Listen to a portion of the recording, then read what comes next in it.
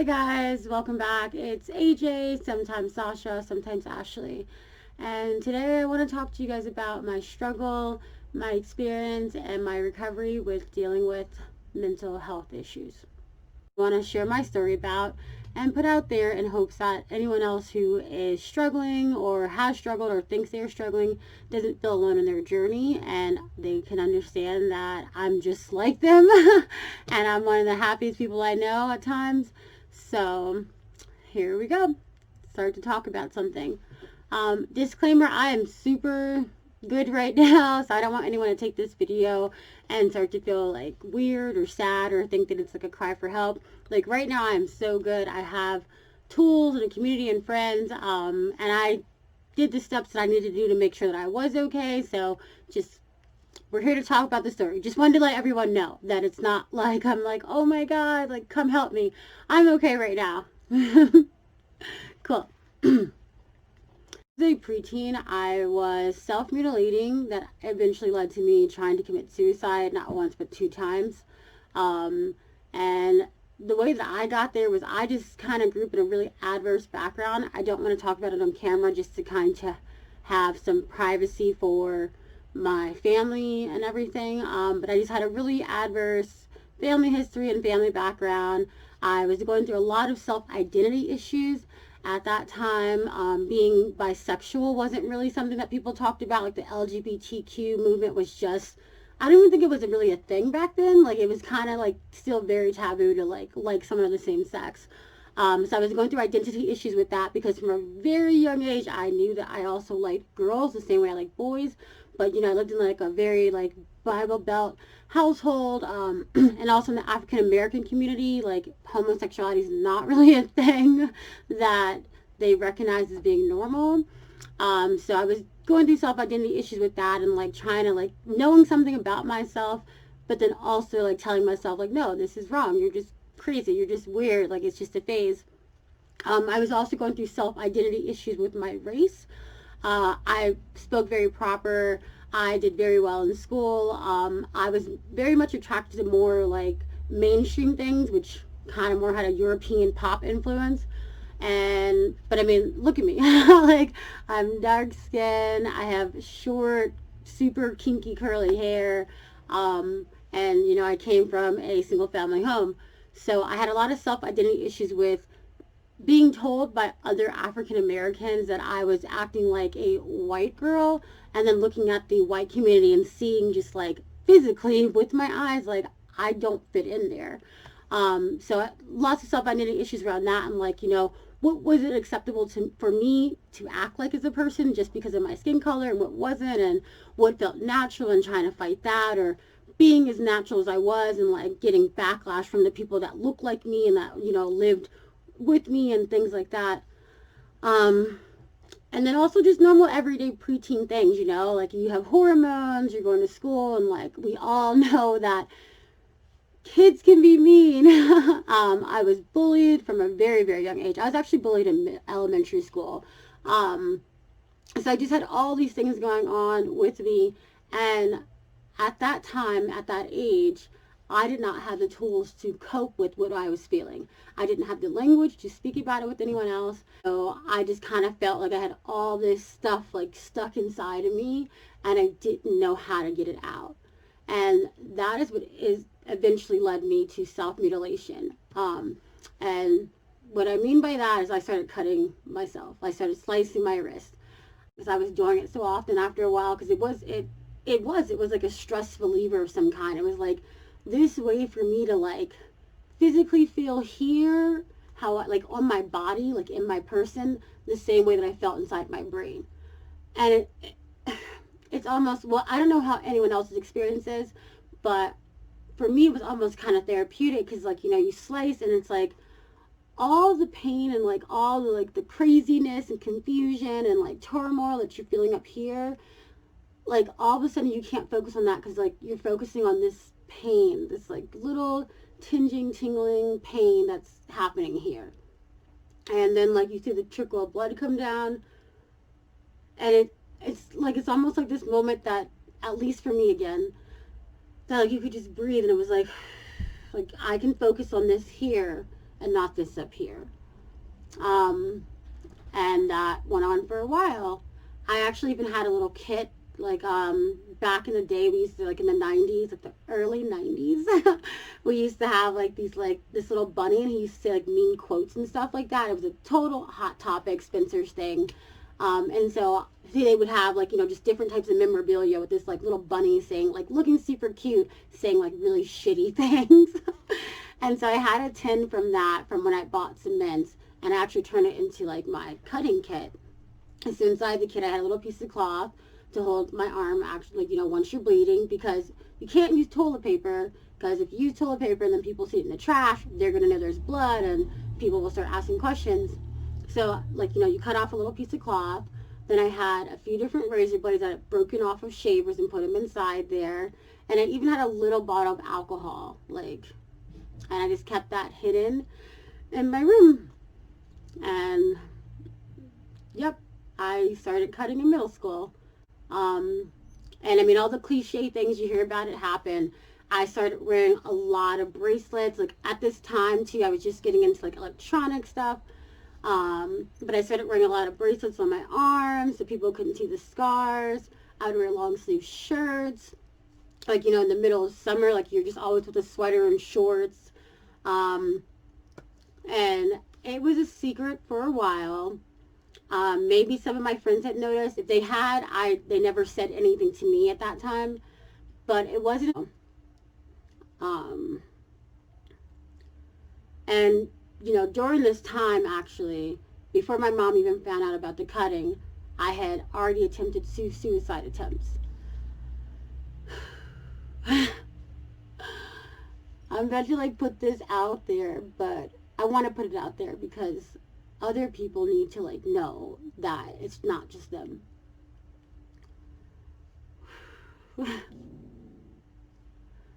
So when I was in middle school, I really felt lost.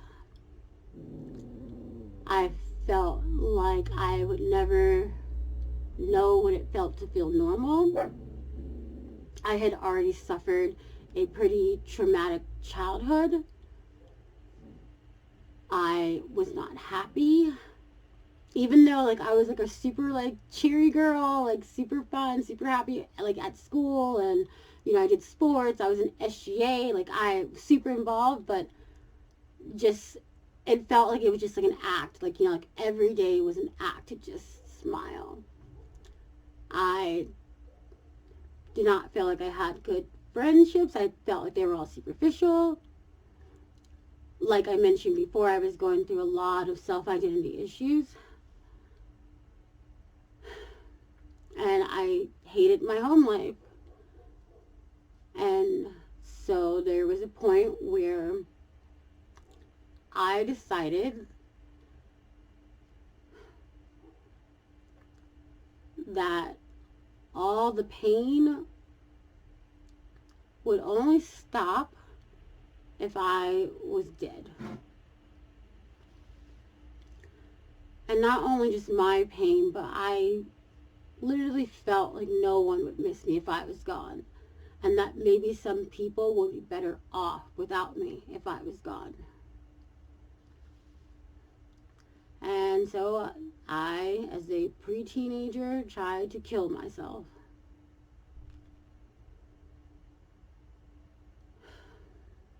The first time I tried to drink a bottle of cleanser from underneath our bathroom sink, I just got really sick. And in that same night, because it wasn't like a full bottle of cleanser, and I was still kind of afraid actually to like super do the deed and like be done with it.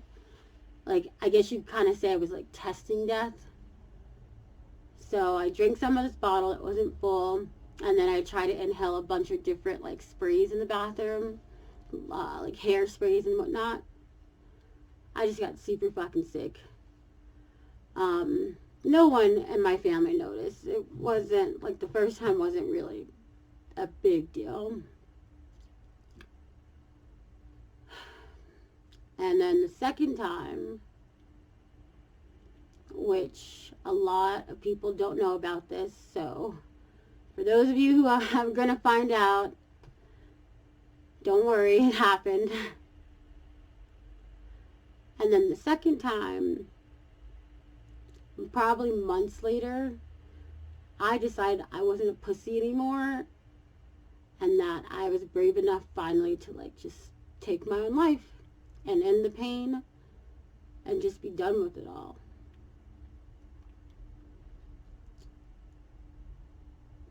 So we lived in this townhouse. Me and my sister shared a room at the time, I believe. Or maybe by this time my older brother was already gone, so maybe we didn't share a room. Well, we used to have these crates, and we would keep books inside of them. You know, just plastic bins. And so I took out the books. I took it to my closet of my bedroom. I put it down, face down, so I could stand on the top. I took a belt. I wrapped it around my neck and closed the loophole on the tightest one I could. And then I took the other end of the belt. I put it in the crease between the door and the wall up top. Pulled it down a little bit. Climbed up onto the crate. And then opened my closet door.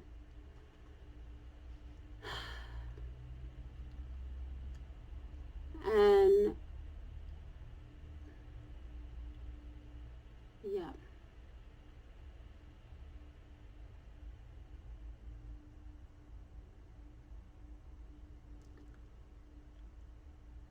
And this is so fucking cliche, dude.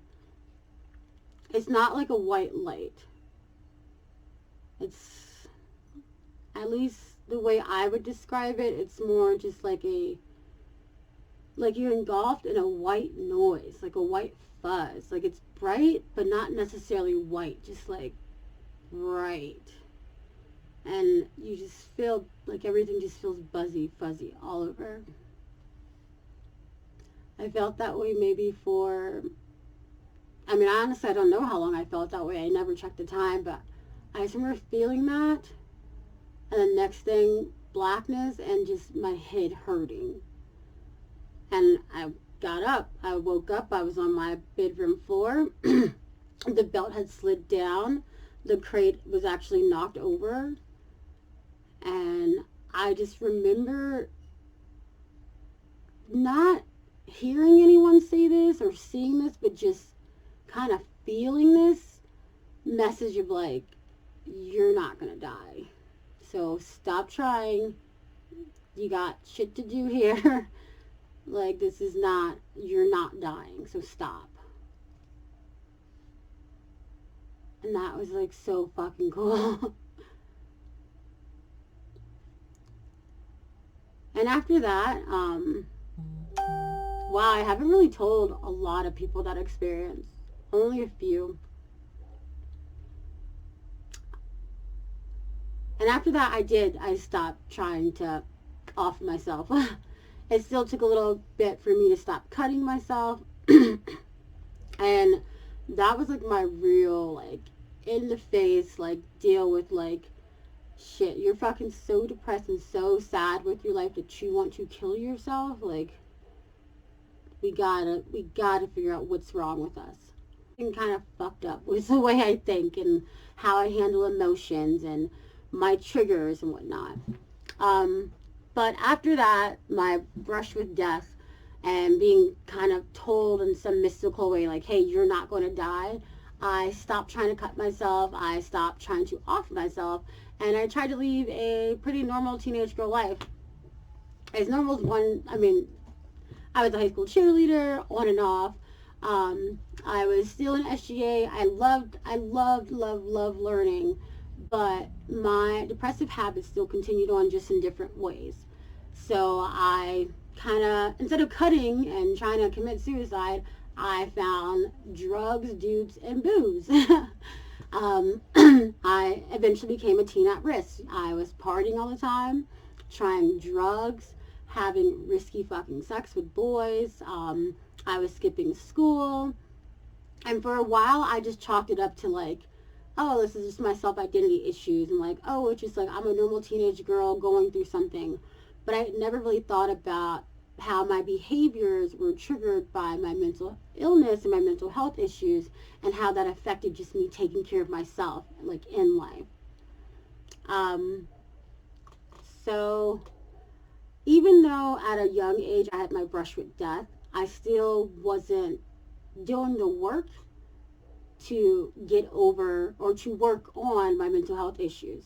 And that's mostly because at a young age, especially like back when I was still like really a teenager, mental health was just something that we were just talking about. It was still so much of a stigma.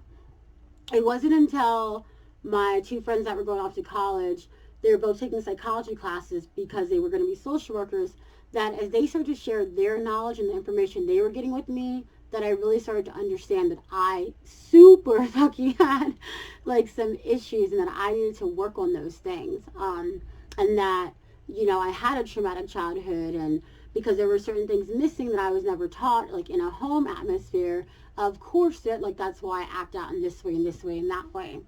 And so that's when I first really started to want to say, okay, hey, I'm devoting my life now to trying to get better for me. In my early 20s, I eventually moved to California.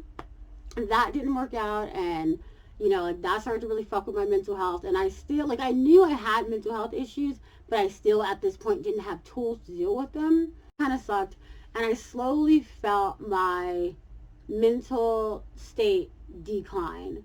I just started going out drinking all the time. I was trying to just hook up with any freaking guy. I actually hooked up with, oh my god. Anyways, those are like crazy stories for another time. But again, it was like I went back to like this pattern of abuse for myself. Like, okay, well, alcohol, dudes, and just, I didn't do any drugs in California, but just like, trying to like get out of my head, out of my mind. And so I'll take these other substances that I already know I'm addicted to, and take those in. And that is a part of the mental health issue, because when I'm having triggers or anxiety, or I'm feeling sad or lonely or disconnected, instead of me understanding or knowing, again, still at that time, the tools to like help myself and benefit myself, I reached for the tools that just were more self-destructive, that were more disconnecting, that just kind of put me to sleep at night. And it only took about 6 months, was I there? Maybe even 4 months in California for me to decide, like, I woke up crying one day like, hey, I can't go back to being that girl who wants to just off herself. Some things happened, and I ended up in Mexico. And that was one of the best decisions of my life. The town has so many creatives. There's so many people working on, like, their positivity and their mental and physical wellness. It just was amazing for my mind to be in Mexico and to be around these other people who were also working on, trying to just be a better person. And that's why I ended up being there for 5 years. It was so great for my mental health. Well, it was in the beginning. And then I kind of put myself in a situation where I met someone and our shadows met each other, if that makes sense. Again, this is a situation I don't want to talk too much about for the privacy of the other person, but it just ended up being super toxic. It ended up triggering not only my triggers, but their triggers. I ended up being the worst version of myself. And I remember just the point where I decided to start cutting myself again. And where when I thought, hey, I can control it not to cut myself, I started to break things around me to hurt myself. And I tried to hurt other people. And again, it was back to just drinking a crap ton every day, doing drugs to feel numb. And it was only because I had a really good group of friends, 2 in particular, who kind of were like, hey, this is a mental health issue. We know you. This is like your traumatic past. We understand that this is like your shadow self, and this is not who you are, but these are things you need to work on, or you're going to continue to hurt. And that was amazing. It definitely helped me. It kind of pulled me out a little bit of like this state which I didn't even know I was depressed until you start getting out the state, and then you're like, oh, like, I was just numbing myself because I actually feel like shit. Like, I feel like this and I feel like that. And so they kind of helped pull me out a little bit. I had another really good guy friend who sent me a whole bunch of like self-help courses and like courses that really take you back to like, well, what happened in your childhood to like cause you to feel like this, so that now you act out like this even as an adult, and like how do you mature in these ways now that you are an adult and you have the self-awareness. And that helped me. And then lastly, this program called Living Freedom like tremendously helped me. So now that I am the age that I am, I understand my triggers and I understand my behaviors that I use to cope with my triggers. I understand the unhealthy ones and the healthy ones. Feel okay. And that's not to say that like in the future I won't have a spell or an episode, or like, that I'm never going to get depressed again. But I now recognize the signs and the triggers, and I know the healthy coping mechanisms I need to have to move forward, to not go back to like that state of like, oh my God, I'm going to kill myself, because I never want to be back there again. And I'm sharing this with you guys so you can see my progression. Like, when I was a preteen, I had no fucking clue. Like, I just thought I was crazy. Like, literally, all I used to do was write in diaries when I was a preteen because I had no one else to talk to. Like, therapy was not an option. And I just literally just thought I was fucking insane. I was crazy. It was just like an imbalance in my brain. Never gonna work. Like, this is just how I am. Just fucked up for life. How to brush with death. Started learning a little bit more. Still having destructive habits. Then I got to be like a young adult. And, still like it just got better and better and better. And each time in between how long it takes me to realize like, hey, mental health illness, mental health issues happening right here. The time from me having those, realizing them, and like correcting whatever behavior, my thinking pattern, is always decreasing dramatically. And I think that's what we should really talk about, is like, you can suffer from mental health, mental illness, depression, PTSD, anxiety, and you can work on it. It will get better. No, I'm not going to sit here and be like, oh, it's just going to like go away. Because it doesn't. I still, to this day, I'm still working on how I even interact with people because of my mental health issues. But it's much better than from when I was a child. And it's much better from when I was in my young adult years to now being like in my, am I going to my middle adult years? I guess. I'm definitely nearing the end of my young adult, like going into like normal adult. But yeah, it can and it will get better. I personally think we need to be talking about this more with each other, in your social circles, if you have people that you can trust, because one of the things that has helped me so much in the past few years is having a community of people that I can trust emotionally and that I can rely on emotionally. That is one thing that really triggers a lot of my mental health issues, is not feeling like I have support or have people that love me. And in the past 2-3 years, I've grown these two amazing, beautiful goddess women who are in my life, and without them, I would surely crack. So it is so important to have community and have people that you can trust, that you can talk to when you're having any type of issues emotionally or mentally that make you feel a little unstable. Another thing is, find something that you love to do. I love to perform. I love to train. I love being on the pole. I love doing aerial. I love dancing. And I noticed that when I'm depressed, it always goes hand in hand when I'm not doing these things consistently. And then when I'm doing these things consistently, like, I'm just so immersed in how I can express myself creatively and with positivity that even when I have episodes of like feeling really low or really anxious or really angry, I can express that in this healthy form of dance, of performance, of training, of being physically active.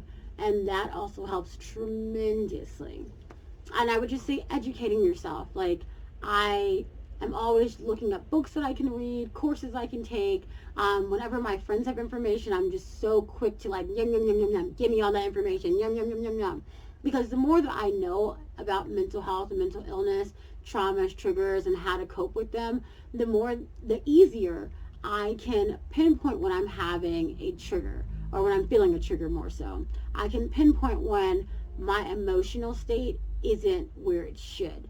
I can pinpoint when I'm having an internal crisis versus an external crisis. I can pinpoint where it's just places that I need room to grow. And without having that type of education and like understanding, it's like you don't even have words to describe how you're feeling, you know? So how could you even know why you're feeling the way you're feeling if you don't even know how to describe what you're feeling?